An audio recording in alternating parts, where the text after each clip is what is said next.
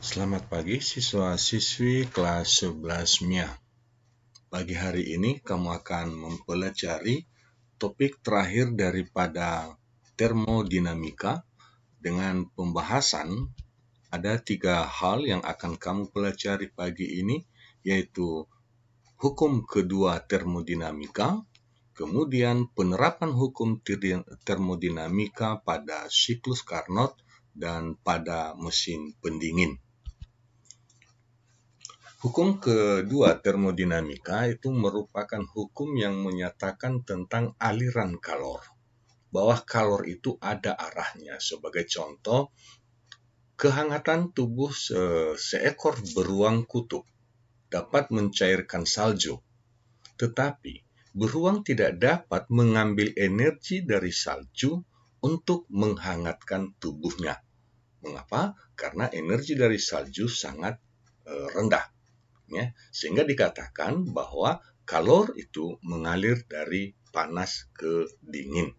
Contoh, jika kamu minum kopi atau teh hangat, maka lama-kelamaan kalor daripada kopi atau teh minumannya itu akan merambat keluar ke lingkungannya, di mana udaranya dingin atau kalornya lebih rendah, sehingga suhu daripada kopinya, minumannya itu akan sama dengan suhu lingkungan sekitarnya. Jadi terjadi aliran kalor dari kopi ke lingkungan.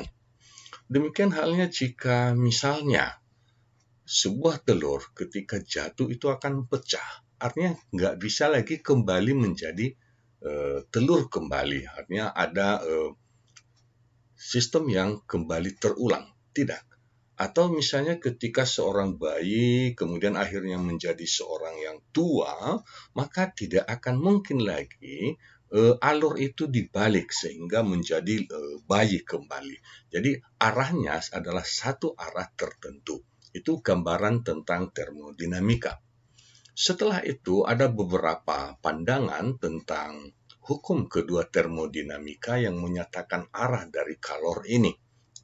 Di antaranya banyak yang menyatakan bahwa sebuah mesin itu dapat menyerap kalor dari reservoir panas, artinya pensuplai kalor yang tinggi, dan mesin ini dapat melakukan kerja sepenuhnya. Artinya kalau reservoir panas itu kalornya katakan 1000 joule, maka mesin akan melakukan kerja sebesar 1000 joule. Maka menurut Kelvin dan Planck itu tidak mungkin, tidak mungkin mesin dapat menyerap total kalor dari reservoir panas dan total itu menjadi kerja. Pasti ada kalor yang terbuang. Misalnya pergesekan mesin, sehingga kalornya akan terbuang menjadi panas daripada mesin itu. Jadi tidak 100% menjadi kerja. Demikian halnya pandangan yang lain, bahwa mesin dapat menyerap kalor dari reservoir suhu dingin. Suhunya lebih rendah. Kemudian melepas itu kalor menjadi menuju ke reservoir yang lebih panas. Jadi dari yang dingin, mesin mengolah dan membuangnya ke reservoir panas. Maka menurut Rudolf Clausius bahwa itu tidak mungkin. Energi yang rendah itu dibuang menjadi energi yang tinggi. Harus ada faktor lain yang membantu dari reservoir dingin ini. Sehingga disimpulkan bahwa hukum kedua termodinamika itu adalah kalor mengalir secara spontan dari benda yang suhu lebih tinggi ke benda yang suhu lebih rendah. Tetapi tidak sebaliknya, kecuali ada usaha luar. Misalnya tadi pandangan yang disampaikan Rudolf Clausius bahwa harus ada usaha luar untuk bisa mesin membuang kalornya, melepas kalornya ke reservoir panas. Ini gambaran tentang hukum kedua termodinamika. Penerapan daripada termodinamika itu dikenal dengan mesin Carnot atau siklus Carnot, dengan nama lengkap Nicholas Leonard Sadi Carnot. Carnot ini adalah seorang insinyur yang mencetuskan prinsip umum mesin kalor. Ada yang mesin kalor, mesin pembakar, ya, mesin yang panas, ya, mesin kendaraan atau mesin yang menghasilkan panas demikian. Jadi prinsip mesin kalor itu dilatar belakangi oleh adanya pandangan bahwa setiap pergerakan pasti ada hubungannya dengan kalor. Jika mesin bergerak, pasti ada kalor. Maka ia mengusulkan sebuah mesin yang ideal dan dapat bekerja secara siklus, artinya dapat bekerja balik, reversible, di antara dua suhu. Kemudian mesin yang diusulkan oleh Carnot ini merupakan mesin yang memiliki efisiensi yang paling tinggi. Ini adalah gambaran sebuah mesin, ya, dengan 4 proses gas yang dialami. Kita mulai dari titik awal, titik 1 pertama. Pada titik pertama ini, ya, bahwa mesin bekerja pada volume 2, ini ya, volume 2, titik paling rendah, ya ini dia, titik paling rendah, volume 2, dan kemudian tekanannya yang tinggi, 5, ini pressure-nya 5, dan kemudian, ya, sistem mesin ini mengalami isotermal, suhunya sama, pemuaian isotermal. Ya, pada suhu 300, maka ini adalah grafik daripada pemuaian isotermal. Ya, suhunya tetap 300, tetapi volumenya bertambah menjadi 4. Nah, di sini volumenya bertambah menjadi 4. Ini volumenya menjadi 4. Mengapa? Karena dia mesin menyerap kalor. Menyerap kalor katakan sebanyak 300. Ya, jadi bertambah volumenya. Selanjutnya dari titik 2 ke titik 3, proses yang terjadi adalah pemuaian adiabatik. Ya, lihat grafik isotermis dengan grafik adiabatik itu adalah lebih curam dibanding grafik daripada isotermiknya. Ya, ketika mengalami pemuaian adiabatik, maka volumenya bertambah menjadi 5, ini gambarnya. Ya, ketika volumenya bertambah menjadi 5, tekanannya menjadi 2, terendah. Ya, terendah tekanannya menjadi 2. Nah, ini proses yang dialami adiabatik pemuaian.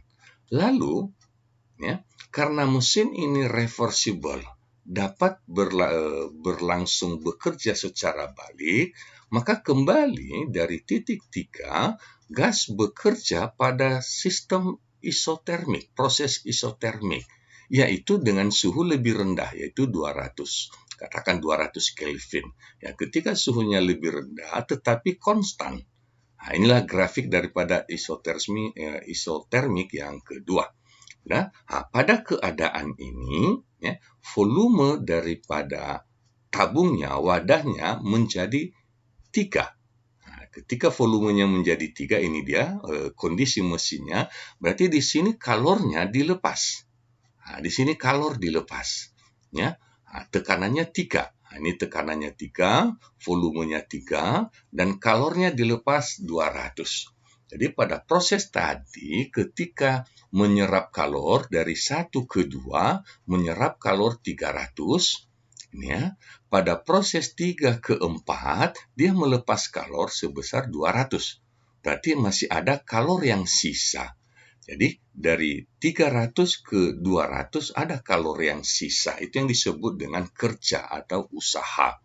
Ya, maka siklus yang terakhir yang dilakukan oleh mesin Carnot ini yaitu kembali ke titik semula dari keadaan 4 ke keadaan 1 semula.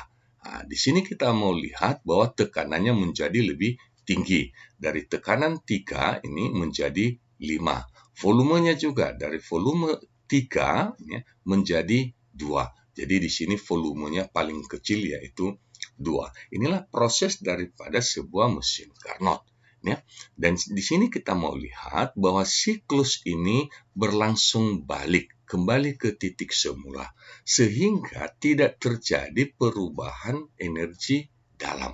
Perubahan energi dalamnya 0. Udah. Kemudian kalor yang diterima tadi dari proses 1 ke 2 isotermik, ya, ini dia Q1-nya yaitu 300. Kemudian ketika dia balik kembali menjadi isotermik yang volumenya dimampatkan dia menjadi lebih kecil, maka dia membuang kalornya sebesar 200, maka dapat kita simpulkan usaha yang dilakukan oleh mesin adalah 100 joule.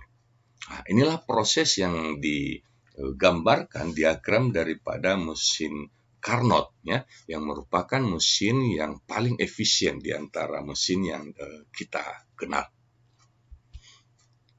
Kemudian secara diagram maka kita mau lihat lagi secara sederhana, ya.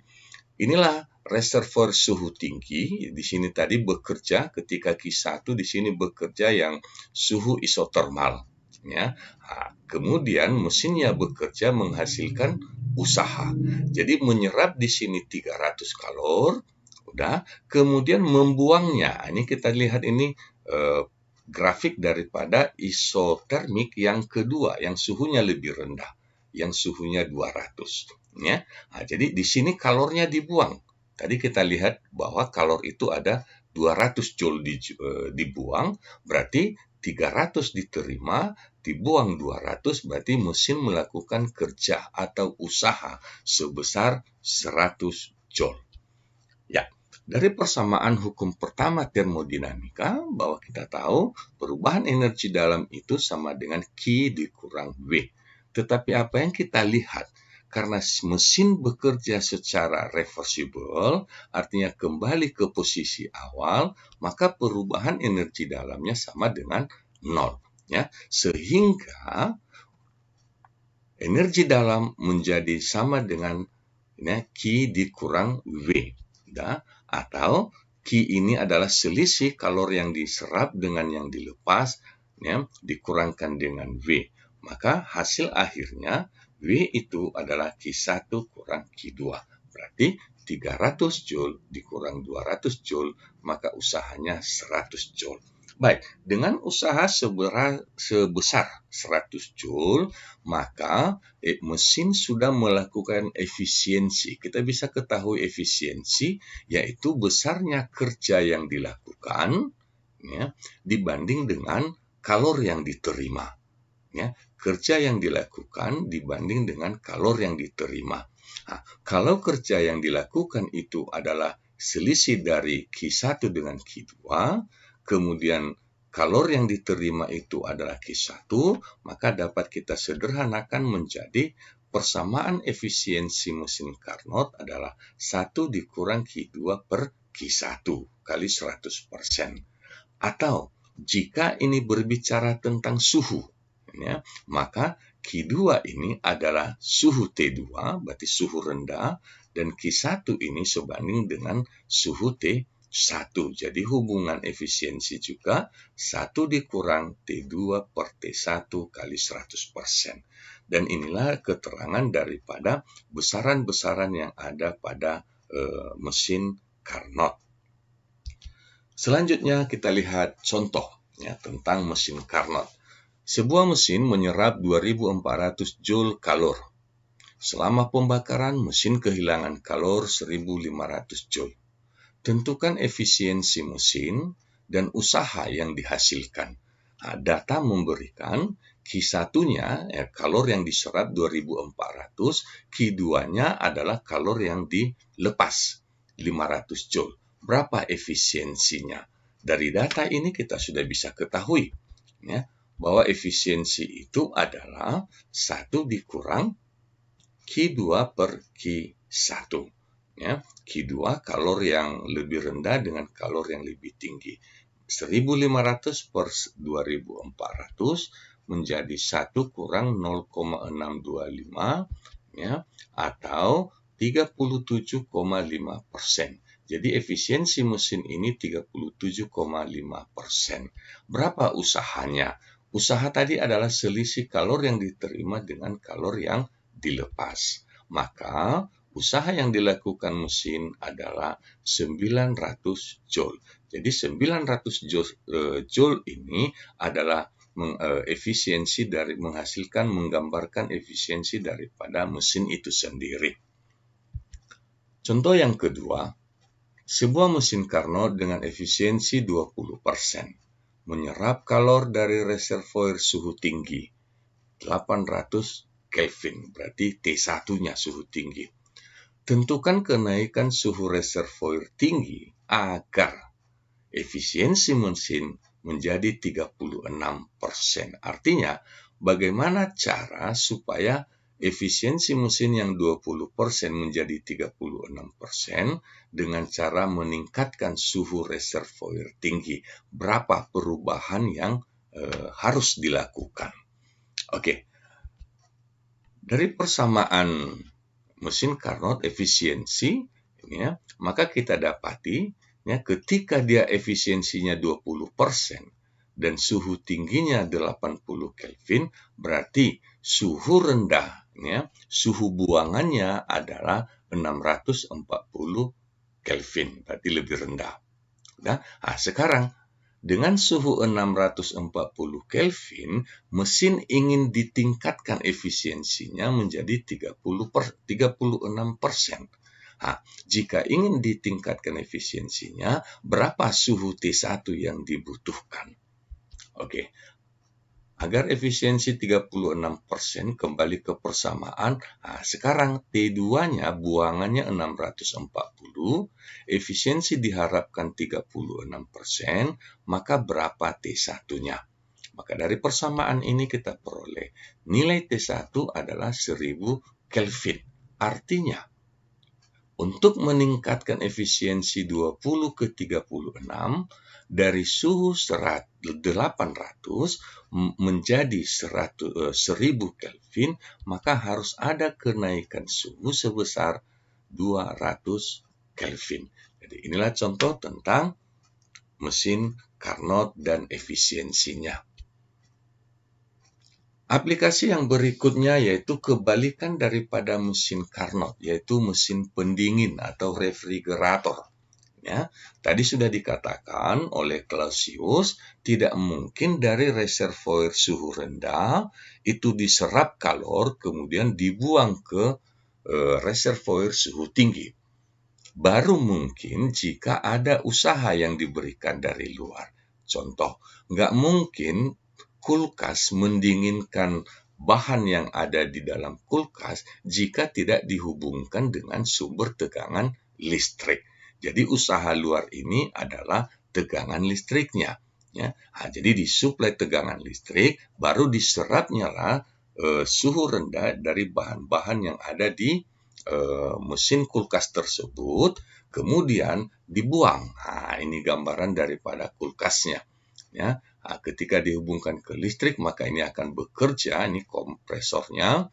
Ini panas yang ada di dalam kulkas ini akan ditarik dan akan dibuang. Makanya bagian belakang daripada kulkas itu adalah terasa panas karena di sana radiatornya, di sanalah kalor reservoir suhu tingginya dibuang. Seperti itu skema daripada kerja sebuah refrigerator atau mesin pendingin. Mesin pendingin merupakan mesin yang menyerap kalor dari reservoir suhu rendah dan menerima usaha dari lingkungan, berarti dari luar daripada mesin itu. Ya, berapa besar kinerja performa daripada sebuah mesin pendingin itu disebut dengan koefisien performansi atau CP. Nah, CP itu adalah perbandingan kalor yang diserap dengan usaha yang didapatkan dari lingkungan, di mana nilai CP itu harus lebih besar dari 1. Dan nilai usaha itu adalah selisih kalor yang dilepas dengan kalor yang diserap. Maka secara matematis dibuatlah persamaan koefisien performansi daripada mesin pendingin Carnot itu adalah CP sama dengan Q2 per W atau T2 per T1 kurang T2. Boleh juga pakai Q2 per Q1 kurang Q2.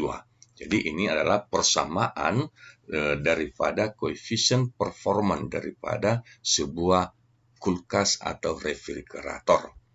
Kita lihat contohnya. Sebuah kulkas memiliki koefisien performansi 6. Jika suhu luar kulkas 28 derajat Celcius, tentukan suhu paling rendah yang dapat dihasilkan oleh kulkas. Ya, CP-nya 6, suhu luar itu 28 derajat Celcius atau 301 Kelvin. Berapa suhu di dalam yang dihasilkan oleh kulkas itu sendiri?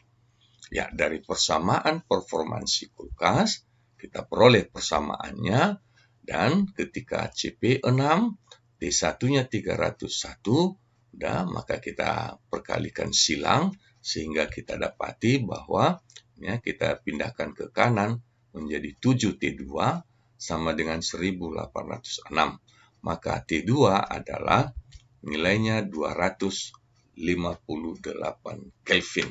Nah, ketika 258 Kelvin berarti bisa kita setarakan dengan Celcius dengan suhu minus 15 derajat Celcius. Jadi di dalam kulkas dicapai suhunya minus 15 derajat Celcius. Contoh yang terakhir. Suhu pada bagian freezer sebuah kulkas minus 12 derajat Celcius. Apabila suhu di luar kulkas 27 derajat Celcius dan daya listrik yang diserap oleh kulkas 750 watt, tentukan kalor yang diserap selama 15 menit. Jadi ada perhitungan waktu dan daya. Baik, suhu di luar kulkas 27 atau 300 Kelvin, di dalam kulkas freezernya minus 12 derajat Celcius atau 261 Kelvin. Daya yang dipakai 750 watt dengan waktu 15 menit atau 900 detik. Oke, kita lakukan perhitungan untuk performansi kulkas. Nah, CP sama dengan Q2 per V atau T2 per T1 kurang T2 karena ada nilai suhu yang diberikan.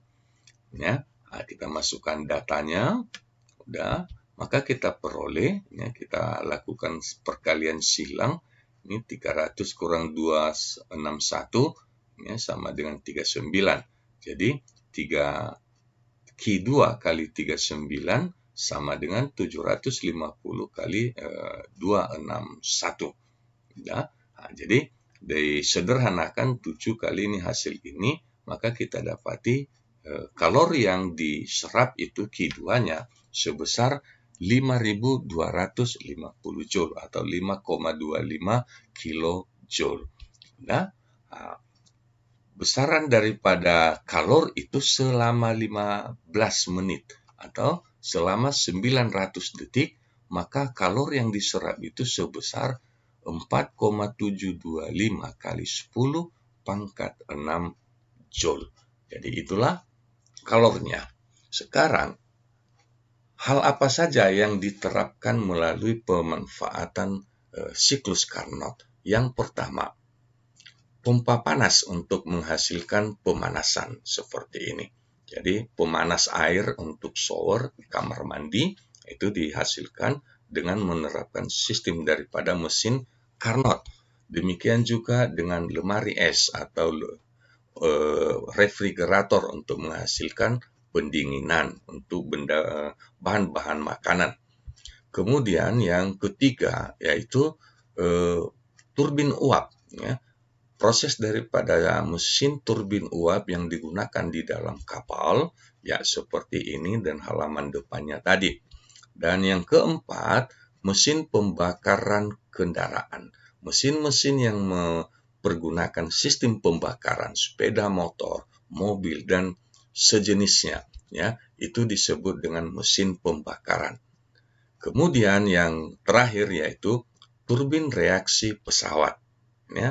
Turbin dari reaksi pesawat ini juga merupakan prinsip kerja daripada siklus Carnot. Jadi inilah 3 topik yang kamu pelajari pagi ini tentang sifat daripada hukum kedua, termodinamika, kemudian penerapan termodinamika di dalam mesin Carnot dan mesin refrigerator atau pendingin, dan yang terakhir yaitu penerapan siklus Carnot. Baik, terima kasih atas perhatian kamu semua. Sampai jumpa pada topik selanjutnya. Salam sehat.